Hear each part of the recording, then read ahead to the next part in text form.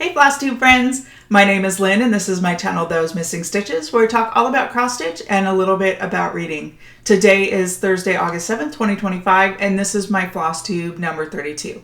Hello and welcome and thank you for joining me. I want to say an extra special thank you to everyone that put on the comments wishing me a happy birthday last month and all the birthday wishes. They are very much appreciated. I did have a great birthday, got lots of stitching done and just some relaxing time, and that's always nice. Today I'm going to talk about some Flosstube shoutouts. I have my whips for everything I worked on in July. I did work on quite a bit, so I have several whips to go through. And then my book bug is back, so I did do quite a bit of reading in July and have some books to review at the very end if you're interested in sticking around for that. So let's start with my Flosstube shoutouts. First, I've been watching a lot of Flosstube again lately, just really inspired by everybody's choices and really inspired. It's kind of been my full coverage bug again, so enjoying a lot of the full coverage Flosstubers again as well. But also, you know, just a variety of everything and whatever it is that's inspiring me at the current moment. So I want to shout out Busy Mom Stitcher. She has similar taste to mine. We have a couple of the same projects that we're working on. She's got lots of full coverage, but then does have some a good variety of projects in there, mostly full coverage, but there's some other things in there. So I'll link her down below if you're interested in checking her out. I also want to shout out Holly Jones, who is Mrs. Jones Stitches. She has this fantastic eye for color. She uses almost exclusively color and cotton floss, which is my personal favorite too. And I have a lot of color and cotton, and I have a lot more color and cotton now because I watch her and see what color she subs, and then I want to go and get that color. So she's been really inspiring for like taking chances on doing color conversions and trying things that are in my stash and getting a little more brave about making my own decisions on some of that stuff when I want to swap stuff out. So I really appreciate her and all of her suggestions and all of her, everything she puts together with all these different floss choices, and really inspired me with a lot of the color and cotton stuff that I have in my stash. So you'll see I actually have one that I started with color and cotton, and a couple that I've swapped out color and cotton for since I started watching her especially. So I'll link her down below as well if you're interested in checking her out. Okay, now we're going to talk about my whips. As always, I like to talk about my stats. I keep track of all my stitching, so I'm a very numbers-oriented, very spreadsheet-oriented person. It's what I do for a living, so I am a data geek, and I love looking at all this data and looking back at trends and best months and worst months and numbers and totals, and it's just, this is my jam. So stats for July, I did work on 15 projects. I did a total of 23,970 stitches. I had 3 new starts and I did have 1 finish. So let's go through the whips. I'm gonna start with my finish. This finish is Morning Blooms by Carolyn Manning. I started it last year as part of Manning May Sal, and I did finish it in July. I stitched it on 18 count Ada in a color I dyed myself, which is kind of close to Dauntless Deborah. And I stitched it in all the called for DMC 2/1 full cross. And here is my finish. This is one I took with me to my son's swim meets because it was super easy with the repetitive patterns and easier to see on 18 count. So it was nice to take it with me and be able to work on this at the swim meets, and I finished it at a swim meet too. So his final swim meet actually. So it was really awesome to get this one finished and have that memory of it being at a swim meet too, and what we're doing at this time of year. I really enjoyed that one, but I'm happy it's done too. It was getting a little repetitive. So I think I'm going to take a break from Carolyn Manning, but I have something similar with a kind of, not a mandala, but kind of that similar type pattern in mind for what my next new start will be along those lines. Next is my birthday start. I started it on my birthday in July. This is Alice in Wonderland Sampler by Owl Forest Embroidery. It is a freebie pattern on their website. I converted it a little bit into a panel of more of the sections that I want to do and eliminated some of the other sections that I wasn't as excited about, just to make it a little more feasible that I could finish it, and more of like the elements that I really liked and was really inspired by. Now, I ended up starting this on like different choices of fabrics. I did stitch a little bit of it on 3 choices of fabric, and I wasn't really happy with my first 2 choices of fabric that were more of a brown color. Initially I did a 20 count, which was, I had my mind set on, that's the one I want to do. And then I really didn't like the coverage much and the white wasn't really popping. So I switched over to a 22 count on the same color, and I was kind of having the same issue. The white wasn't really popping. It was kind of blending in, a little more ghosty. So I thought, I'm going to give this a shot of, let me just dye a piece in the color Adventurous Alice, which is a color from my shop that I named after Alice in Wonderland. It's a blue, so totally out of the area of what I was thinking of with doing a brown on this one. But I ended up stitching a small section to try to test it out and see how I liked it, and I really liked it. So I ended up just going to town with this one. I started it on 22 count Adventurous Alice, which is a color from my shop. I'm using Roxy Flossco Falu Red and chalkboard for the red and the blackish. And then I'm using Color and Cotton Old Lace for the white. I did a total of 1,746 stitches, and here's where I'm at. I love how this one is coming out on the blue. Totally out of character for me. I don't typically do stuff super contrasty like this, but I think it's just perfect that it's on this Adventurous Alice, which is a color I named after this, and that it is an Alice in Wonderland pattern. It works perfectly together. So really liking how that's coming out. I'm deciding on the face of the Queen and possibly the face of the Mad Hatter if I'm going to do more of like a beige or some skin tone rather than the white. It only calls for 3 colors where the white would be in there, but I think that's probably a little too white and not contrasty enough from her collar. So I might do a little bit, even maybe an ecru, just to get a little bit of contrast on the face. You're loving how that one's coming out. My next new start is one I've had my eye on for several years now as well, and I've owned it for several years and just hadn't started it. This is Bottle Jazz by Leonid Afremov, and it's charted by Artisy. I started it on 25 count Easy Guide Lugana, and I'm using the called for in CXC 2/110 stitch, so the CXC is a little thicker, so I do enjoy the 2/110 stitch on 25 count with this one. I did a total of 1,379 stitches, and here's where I'm at.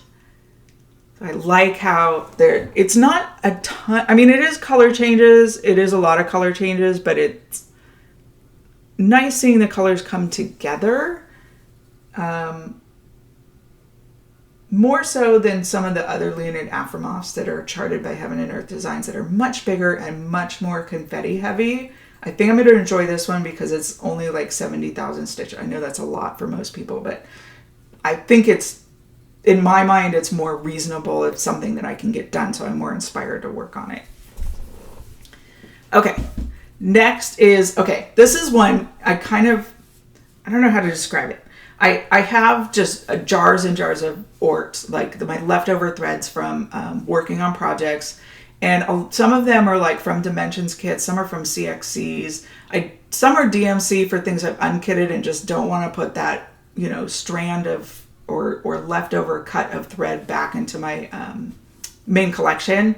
So I just collect them in this jar. And I was trying to think of something to do with them, and I don't know where it came from. I was scrolling past something on Instagram. I don't know who it was, but I saw somebody that was just stitching, almost looked like old Art Deco, just kind of stitching lines or stitching squares with random colors. So I thought I could do that. And that's super easy because you don't have to follow a pattern.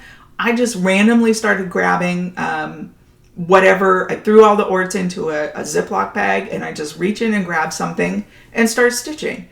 And it's nice to not have to follow a pattern or think about it. I can take it with me anywhere and don't have to take a pattern or look at a pattern or take my Kindle so that I can see it on Pattern Keeper. So I just have a piece of 20 count Easy Guide, and I chose Easy Guide because I want to be able to count my stitches easier, and just started stitching and doing 2/1 full cross. And here's how much I did. I did a total of 419 stitches. So you can see it's kind of getting, and I'm holding it sideways because that's the length of it. I actually intend for it to be like more up and down and like more of a horizontal final picture, but I'm stitching it this way because it fits in the Q-snap this way. So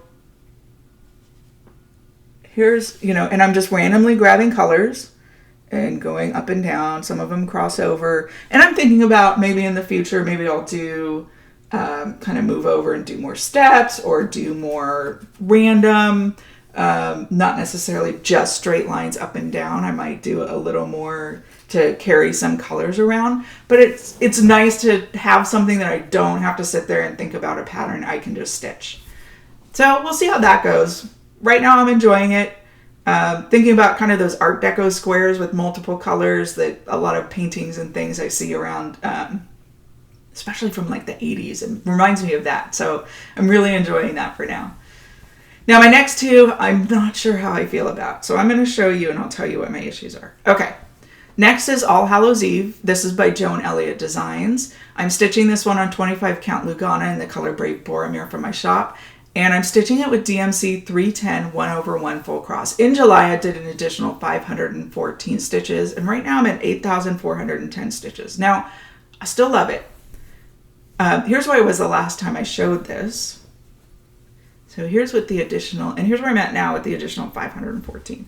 Now, nothing wrong with it. I still absolutely love the pattern. I still definitely want to stitch it. But here's my issue. I can tell either something changed in the, like maybe when I changed skeins of 310, I grabbed a thinner skein or something changed in the manufacture of it, or potentially something changed in how I'm stitching and maybe I'm pulling tighter. Because I can see a definitive line. You probably can't really see it on camera, but I can, especially in her neck and the top of her dress, I can see a definitive line between where it was thicker, like up here, coverage was thicker up here and like in her hat and her face.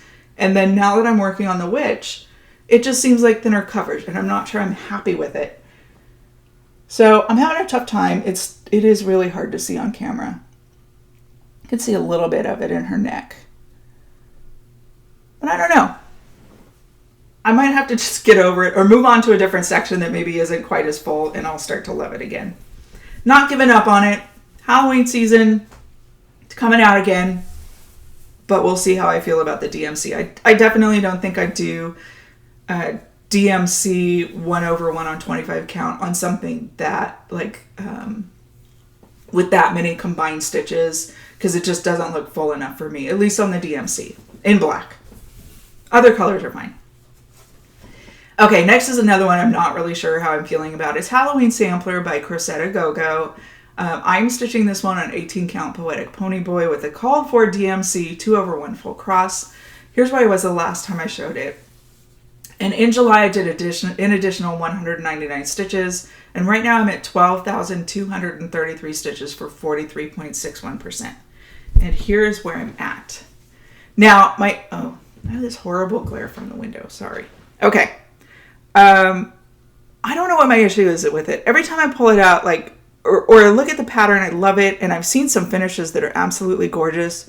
But when I'm actually like pull it out and look at it, I'm not inspired to work on it. So I'm not really sure what the issue is. Maybe just because it wasn't Halloween season, and now that it's Halloween season, I'm going to be more inspired to work on it again. We'll see. I'm not giving up on it, but it may go in timeout for a little bit until I decide. Okay, now these ones I love. This one I absolutely love. This is Mansfield Park Quaker by Twin Peaks Primitive. I'm stitching this one on 22 count Antique White Hardinger. And I'm using all the called for DMC with the exception of one. I did sub out 223 for the called for 316. So just more of a muted pink than the bright pink that it calls for. Here's where I was the last time I showed this. And in July, I did an additional 648 stitches. And now I'm at 2,849 stitches for 14.85%. And here's where I'm at. Loving how this one's coming out. Interestingly enough, 1/1 full cross on 22 count. It is a little more sparser coverage than I normally would like, but I think it works for a sampler or especially for a Quaker. Even I was concerned about like in the hair and in the things like the skin and the jacket, even in the roses where it's a little more combined stitching and stitch area together, where the sparseness of the 1/1 would be a little more obvious. I think it's coming out fine. I don't have an issue with it. And I don't know what the difference is between this and like, All Hallows Eve. Maybe because these are lighter colors and that's black. I don't know. Just my brain and my craziness. But I love that one. Okay, next, another one I'm not entirely sure about. Still love the pattern. Not really sure about my fabric choice. This is Medicine and Poison by the Witchy Stitcher. I am stitching it on 18 count black, which looks gorgeous with the 2/1 called for DMC, but black is really hard to see on. I can only work on it through looking through my light that actually has a magnifier on it. So I'm not working on it very often or inspired to work on it very often because I have to have that set up, and I'm not necessarily in the mood to have that set up. But I do love this pattern, so I'm considering restarting it on a dark gray that I just came up with as a fabric color that's more of a chalkboard. And I'm seriously considering it, but I may have to do a floss toss and see how I feel about it. Okay, in the meantime, here's where I'm at on the black one. Again, gonna look gorgeous, does look gorgeous. Here's where I was the last time I showed it.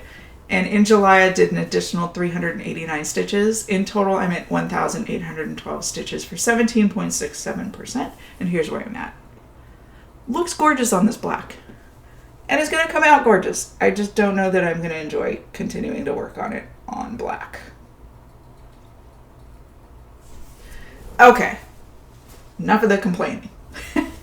Everything else I love. Okay. Next is Read the Book, Stitch the Things. This is by Sapphire Mountain Handcrafts on Etsy. I'm stitching this one on 22 count white hardinger from Artiste, which I think is Hobby Lobby's brand. And I did a color conversion, so my own color conversion on colors. I think I would like more on this, and I am loving how it's coming out. I'm stitching at 1/1 full cross, and here's where I was the last time I showed it. In July, I did an additional 783 stitches. Now, in total, I'm at 3,577 stitches for 47.48%. This is my closest to a finish, so I'm hoping to get this out the next couple months and get it finished before the end of the year. Here's where I'm at now. Loving how those colors are coming out on this. And I'm a goofball. When I saw the pattern, I stitched all of this before I realized it actually says needlework. And I think the other side says literature or something. I just thought they were random letters and then realized it actually reads something. So now I'm even more excited. Super cool. Okay, next is the Stitchers Book Club. This is a 2025 SAL from Cloud's Factory. They release a new portion of the pattern each month. I am stitching this one on 18 count Macchiato Ada by Bestitch Me with the called for DMC 2/1 full cross. Here's where I was the last time I showed it. Definitely behind on the SAL, not making as much progress as I would really hope, but I am still working on it a little bit, still really love it. So in July I did an additional 371 stitches, and now in total I'm at 4,216. And here is where I'm at. So still on this same shelf, hoping to finish, I think it's Shakespeare on that last section, and then go up to Alice in Wonderland, which is above it.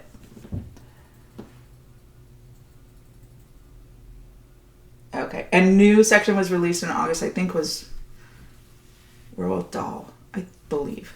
I don't know. You can go check out their website. I'll link it down below for where the SAL is. Next is McGonagall's Library. This is a pattern by the Cross Stitch Studio. I'm stitching this one on 28 count Easy Guide Lugana, 2/1 10 stitch with CXC. I'm just working on the black for right now. Considering color completing, it's a huge pattern, so it's going to take me forever. I'm not sure if I'm going to color complete or maybe go back and finish some sections just so I can see some things come to life. But here's where I was the last time I showed this. And in July, I did an additional 6,576 stitches. So I'm definitely still going to town on this one. And now in total, I'm at 32,229%, which is only 5.04%. So here's where I'm at now. Woo! Let's get it on camera. I am only about 4 squares from the edge of this side. So I'm almost all the way across. And then I'll see what I plan to do. I'm not entirely sure if I'll go down. I am kind of excited about maybe going down into the next section, because then you start to get into some of the shelves of the books. And I'd really like to get the outlines of some of the books, because then I can go back and pick, any color and fill in somewhere. So that might be my plan for what's next. Really loving how this one is coming out and enjoying working on it. Okay, next is, of course, it's Halloween season, so a lot of my Halloween stuff is coming out. This is Witch's Hollow by Autumn Lane Stitchery. I'm stitching this one on 20 count Genial Ginny, which is a color from my shop. More of a like burnt orange than a bright orange. And some of the fabric you do see through the pattern. So the orange sections you see on the mock-up are sections you'll actually see through. They're not stitched. I'm stitching this one 2/1 full cross with the called for DMC. Here's where I was the last time I showed it, which I think was last year. And in July, I did an additional 930 stitches. And now in total, I'm at 5,043 stitches for 22.88%. And here's where I'm at now. So really loving Halloween season and how that one's coming out. Excited to get into some of the purples, but I want to get, black is definitely the main color, so I want to get some of that outline done so I can fill in later. I did make some boo-boos in, or a boo-boo in the roof, but I was able to fib it. I was off a little bit on this top like open section, but I was able to work around it and still get the edges right. It's not obvious to me. It's just one little section or one stitch off to the left from where it should be, or to the right.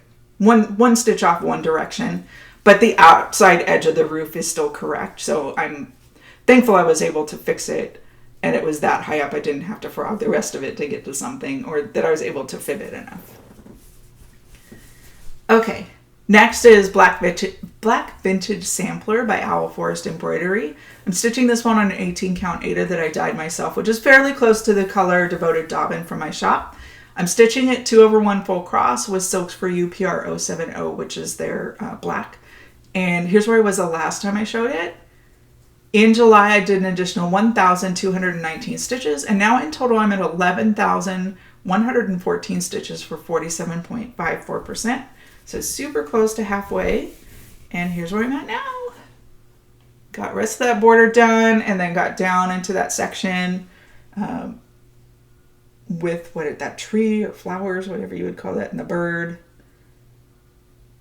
This was the other one I took with me to my son's swim meets after I was done with Morning Blooms. Super easy because it's only one color, but a little bit more of a pattern to follow. Okay, next is Fruits of Plenty.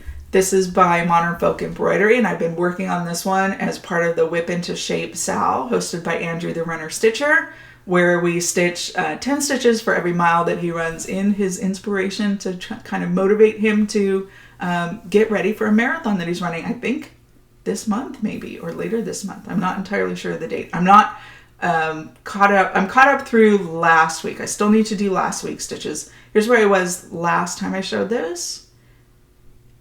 I'm stitching this on 25 count Silvery Moon Lugana 1/1 full cross. In July, I did an additional 1,882 stitches, and now in total, I'm at 28,819 for 60.80%. So super excited to see progress on this one, and really enjoying this challenge of, being inspired to work on it again and actually get some of this done. And here's where I'm at now. Love it. Got a whole bunch done down here. Working in this blue section that's, sorry about the hanging string, but that's where I'm working. I'm just really enjoying this one again. I'm really inspired to work on it. So I'm thinking about, once he's done with his marathon challenge, what other challenge I might want to do to keep working on this one. Okay, and last but not least is the Grand Library. I'm doing the regular size max color version of this chart. The artist is Amy Stewart and is charted by Heaven and Earth Designs. I'm stitching this one an 18 count Easy Guide Aida with the called for DMC 2/1 full cross. Here's where I was the last time I showed it. I initially started this working on 2-page sections and completely finishing those pages, and I did that for several pages, and then I got really tired of it. Especially with as much confetti as there is and as many color changes, it would get really, really hard towards the end of finishing the page and having, 100 different colors with only 500 stitches left to go on the pages, having to switch colors that much. So I switched it up, And I did, then I worked on color completing the top 5 colors in the bottom 10, and I finished that. And now I'm working on the next top 5 colors in the bottom 15. So now I'm on my second or third section of doing those colors. In July, I did an additional 2,692 stitches, and now in total, I'm at 239,972 stitches for 59.58%. Here's where I'm at now in the section I was working on, which is more here. So, okay, here's the fireplace and the seat, and I was working on this section next to kind of where the books are in this section. These 2 pages. So I did complete the next 5 colors, next top 5 colors in the bottom 15, and now I'm going to move on to this final section over here, these last 2 pages in this kind of horizontal view. And then I'll move down again with the same colors. So here's a picture of it all laid out for where it's at now. And I'm really excited. I'm at 59.58%. I really hope to get to 60% by the end of the year. I think it's feasible, even though it's a huge piece. I think it's feasible by the end of the year. So that one's plugging along, and I'm still loving it. I know I debated about probably not making the best choice on 18 count because it's so huge and not really enjoying the full cross. But there's sometimes I go to it that I am my eyes are bothering me, and maybe I just need to work on an 18 count, and it's super easy to work on because there's a ton of stitches. And I can see. So that one comes out every once in a while, and I'm enjoying seeing progress on it. So I'm really hoping to get to 60%. Even though I have many more years to go on it, I'm making progress. So I'm proud of myself for how far I've gotten. Okay, so that is it for all of my stitching for July. Next, I'm going to talk about books. So if that's not something you want to stick around for, thank you for joining me. And I hope to see you next time. Okay, now let's talk about books. Like I said, I was back with the stitchy bug. I was listening to audiobooks again. I was reading. So I did a bunch in July and finished a total of 10 books. And now I'm going to go through them. So the first one is The House in the Cerulean Sea by T.J. Klune. This one is kind of an X-Men-esque basis of there's an orphanage is designed to house these genetically mutated kids that have certain gifts or certain powers, and they're mostly their houses to hide them from the general society who's kind of afraid of whatever these powers are that they have. So Linus is a worker in the government that's in charge of inspecting some of these houses and making recommendations for whether they're treating the kids right or whether they should stay open or actually be closed. And he gets tasked with going to this specific house on this island with some kids that are kind of super powerful and a little more nervous about them being more threatening because their powers are so great or unknown. Really, they don't know what they're capable of. So he's supposed to remain neutral in all business and make his recommendations. But when he comes to this island, and when he comes to this island, he's incredibly afraid because of everything he's been fed in their files and things about what's unknown about their powers.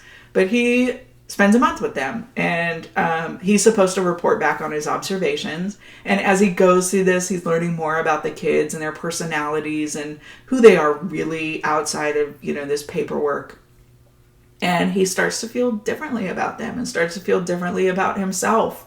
And it's a really interesting premise that I think can be applied to just any day prejudices we have and how often we forget, especially the innocence of children, and judge them based on a lot of factors that maybe be misguided, especially social media or judging the parents or judging a file. It's interesting to see in this particular book, when you open up your eyes to other possibilities, what came of that.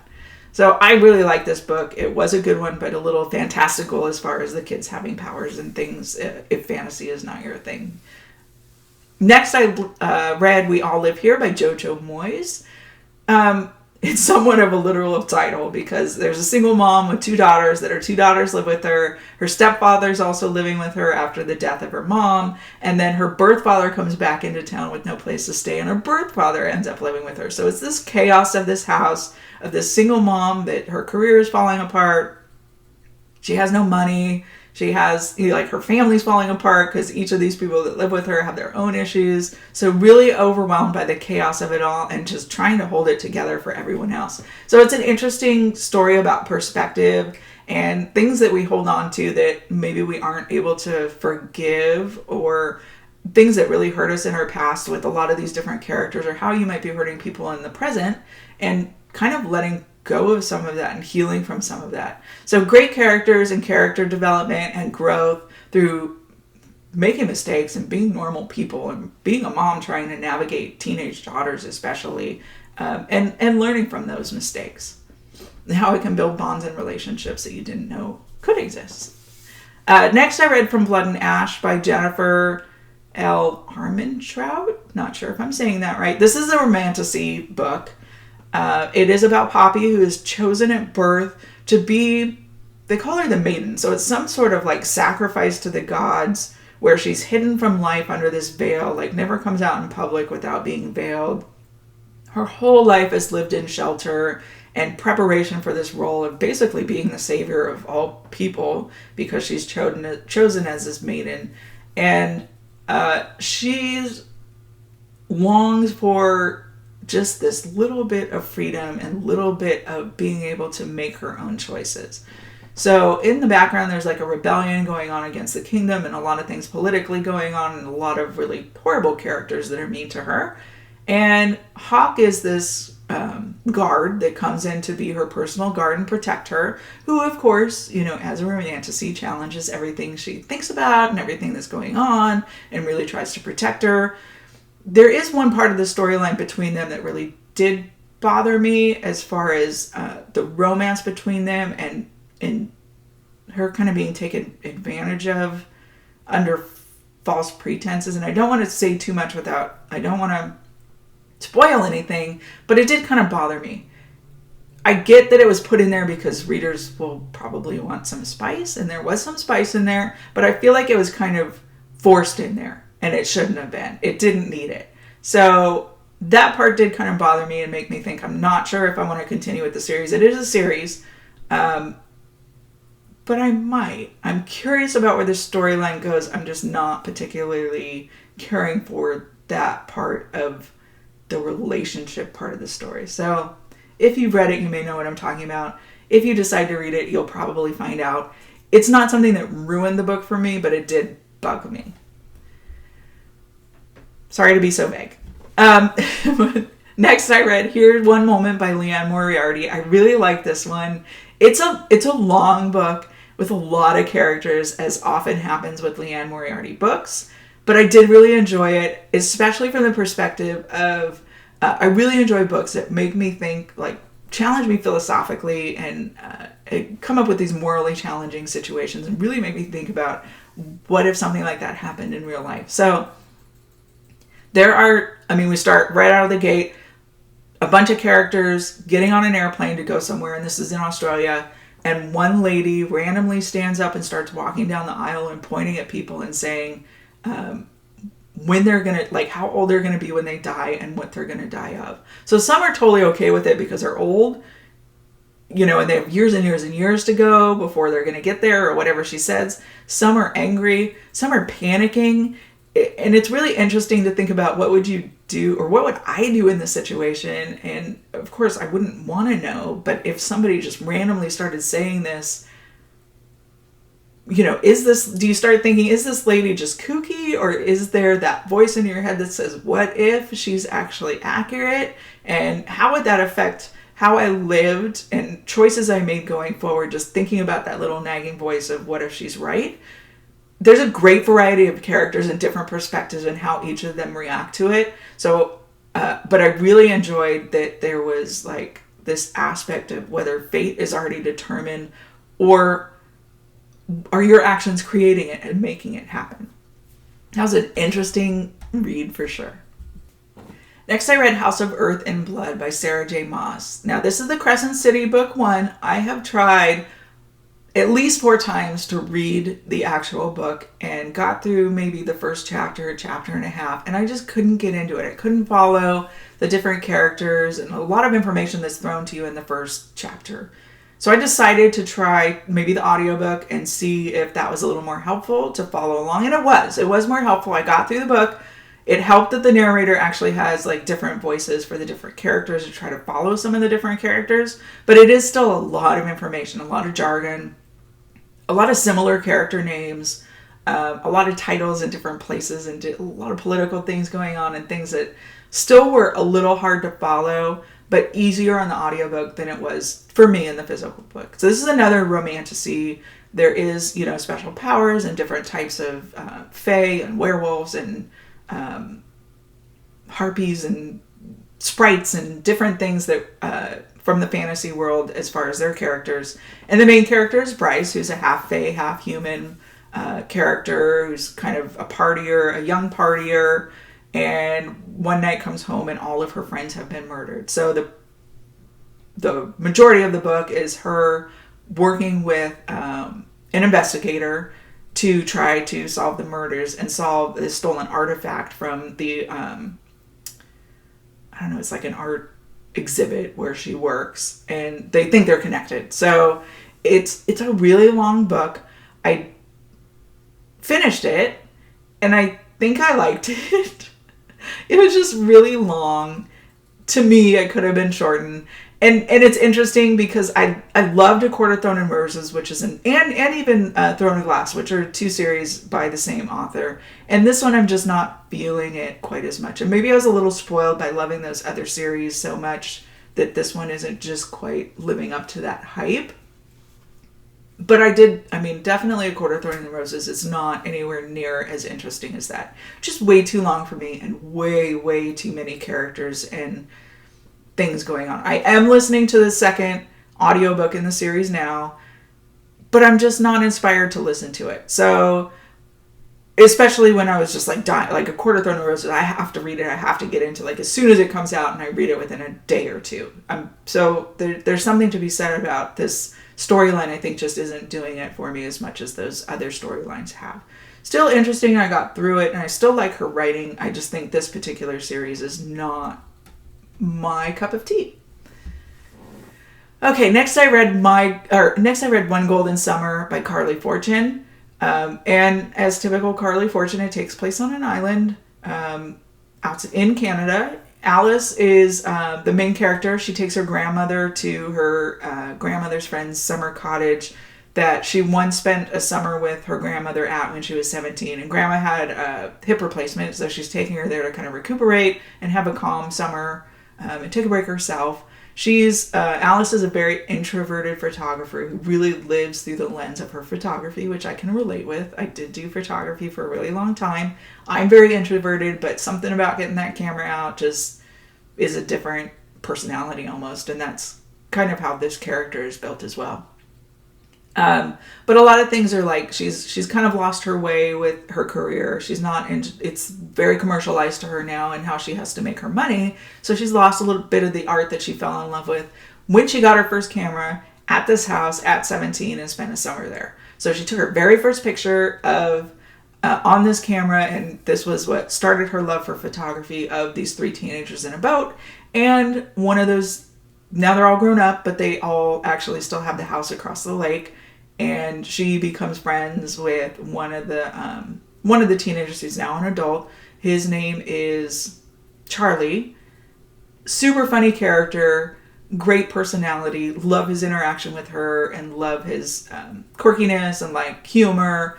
And of course, you know, it's Carly Fortune, so there is a romantic aspect to it, but definitely some challenges for her individually in deciding on her career and where she wants to go, and for him with some other things with his past and some things that are going on with him. So I thought this one was really good, in especially for some like real life challenges of things that could get in the way of having a relationship, but really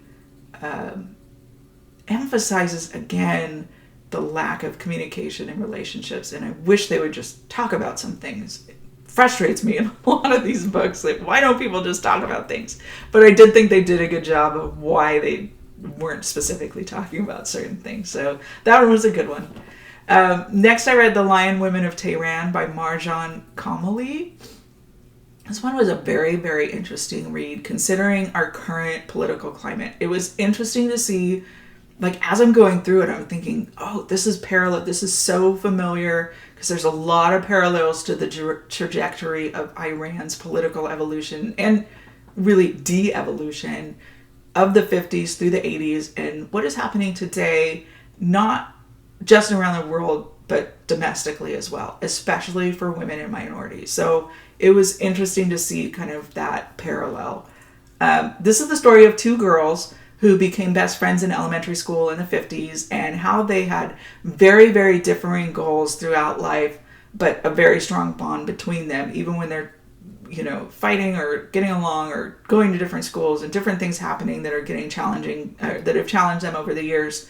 But how their lives, as they grow, how their lives changed in the different paths that they've chosen from what they thought their goals were going to be.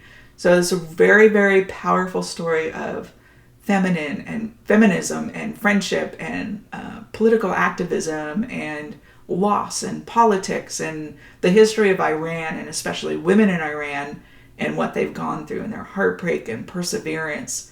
And it was really, really good, especially for the story of very powerful women and how being a powerful woman can look different on different people and how you interpret that and make it part of your life. So I really enjoyed that one. That was a great read and I definitely recommend it.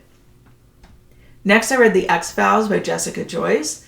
This one was two friends from high school that started a relationship during high school, continued for several years after high school and after college, and then kind of drifted apart as they got into careers and living away from family and friends across the country. So they've been broken up for 3 years, but they come back together for the wedding of a friend, their best friend from high school that they shared in this friend group. So neither of them is over their heartbreak of the relationship even 3 years later, but they're focused on coming together to save this friend's wedding, which seems doomed. It's had tons of disasters, like the facility had a flood, so now they have to find a new facility, and they were taking care of all the food and the cake and DJ, and now they have to find all this stuff like 2 weeks before the wedding or 10 days before the wedding. So there's this frantic push to work together to get it done.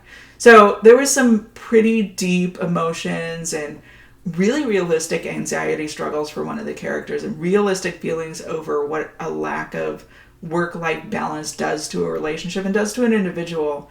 And how do you manage that and maybe change your life to manage your priorities a little better and how much that can affect us, good and bad. So I thought it was better than I thought it was going to be. I think this was just like a Kindle first reads or something that I picked up as a freebie just because it looked cute. And it really was. It actually was deeper than I thought it was going to be and turned out really good. Next, I read Finlay Donovan is Killing It by Ellie Cosimano. This is oddly a funny story about killing people. Finlay Donovan accidentally kind of becomes a hitman. She's a writer and she's talking about like a storyline or something with her editor in the middle of a Panera Bread, and she gets overheard by somebody at a table next to her who ends up leaving her a note like, I have a job for you and I'll pay you $50,000. And she's not currently writing. She's like behind on her advance. She's recently divorced and has 2 young kids, has no money, has a lot of bills piling up, potentially going through a custody battle for her kids and no money for a lawyer. So she starts to think, well, that $50,000 could really help me. What if I just find out what's going to happen? So all of these antics ensue and she ends up becoming embroiled in this real, actual like murder situation. And her like trying to get out of this and trying to figure out what's really going on. So it was incredibly funny for being such a dark subject matter. In a much bigger situation, a much messier, but it's pretty funny in spite of the whole like hitman / potential murder storyline. There is a whole series and she's a popular character, so I was curious to read this one and it was cute. I don't know if I'll continue. I think it was pretty good where it left off in book 1, so I don't know how the continued books would go. I might give them a chance in the future. We'll see. The last one I read is Beautiful Ugly by Alice Feeney. This very much gave me the vibes of The Magus by John Fowles, which is one of my favorite books ever. Very similar plot line. Grady is an author who, when we start out the book, he learns that night his recent release is on the New York Times bestseller list. So he calls his wife and tells her, and only to hear in the background, like, she stops for some person standing in the road or something, and then she just disappears. And we don't know what happened to her. So it becomes a mystery. And now we're at a year later. Grady can't write. He can't eat. He can't sleep. He doesn't, he's stressed about his wife and whatever happened to her. And his agent, either his editor, I think it's his agent, she was his wife's best friend. So she is trying to encourage him to kind of, live his life. And more importantly, he's out of money, so write something. And she says, I have this house on this island in the Scottish Isles that was left to me by another client. It's free. Why don't you go out there for some peace and quiet and see if you can write? So he does go out there, and as soon as he goes out there, he starts seeing things. He starts thinking he's seeing his wife. And other things start happening around the island that make us think, is Grady really losing his mind, or is there just some like elaborate scheme that everybody on the island is in on? And it's only like 50 people, 35 people or something on the island, so it's not a ton. But is everybody in on it and totally against him? So you go back and forth between the possibilities, or is it a little bit of both, or could any of them, the whole time either of them could be true. So I did like the mystery and the psychosis of it and how it kept me guessing. It was an interesting end, definitely a different kind of spin at the end than there was in the Magus, but very similar storyline that was interesting because I do love that other book. I do love the Magus by John Fowles. So this one kept me interested because it is so similar. So that was it for my July reading. Thank you for joining me if you made it this far. I hope everyone has a fantastic month of stitching and reading, and I hope to see you next time. Bye.